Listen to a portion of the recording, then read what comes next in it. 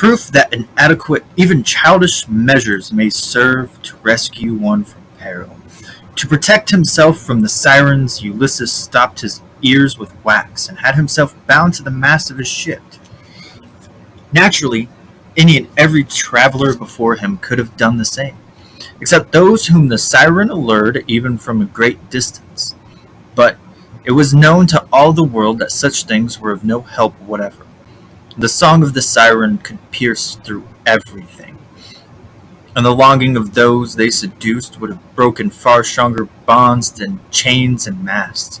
But Ulysses did not think of that. Although he had probably heard of it, he trusted absolutely to his handful of wax and his fathom of chain. In an innocent elation over his little stratagem, sailed out to meet the sirens. Now the sirens have a still more fatal weapon than their song, namely, their silence. And though admittedly such a thing has never happened, still it is conceivable that someone might possibly have escaped from their singing, but from their silence certainly never. Against the feeling of having triumphed over them by one's own strength, and the consequent exaltation that bears down everything before it, no earthly powers can resist. And when Ulysses approached them, the potent songstresses actually did not sing. Whether because they thought that this enemy could be vanquished only by their silence, or because the look of bliss on the face of Ulysses, who was thinking of nothing but his wax and his change, made them forget their singing. But Ulysses, if one may so express it, did not hear their silence. He thought they were singing, and that he alone did not hear them. For a fleeting moment he saw their throats rising and falling, their breasts lifting, their eyes filled with tears, their lips half parted, but believed that they were accompaniments to the airs which died unheard around him.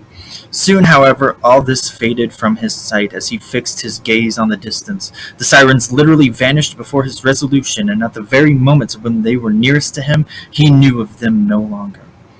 But they lovelier than ever stretched their necks and turned and let their awesome hair flutter free in the wind and freely stretched their claws on the rocks. They no longer had any desire to allure. All they wanted was to hold as long as they could the radiance that fell from Ulysses' great eyes. If the sirens had possessed consciousnesses, they would have been annihilated at that moment. But they remained as they had been. All that had happened was that Ulysses had escaped them. A codicil to the foregoing has also been handed down. Ulysses, it is said, was so full of guile, was such a fox, that not even the goddess of fate could pierce his armor. Perhaps he had really noticed, although here the human understanding is beyond its depth, that the sirens were silent, and held up to them and to the gods the aforementioned pretense, merely as a sort of shield.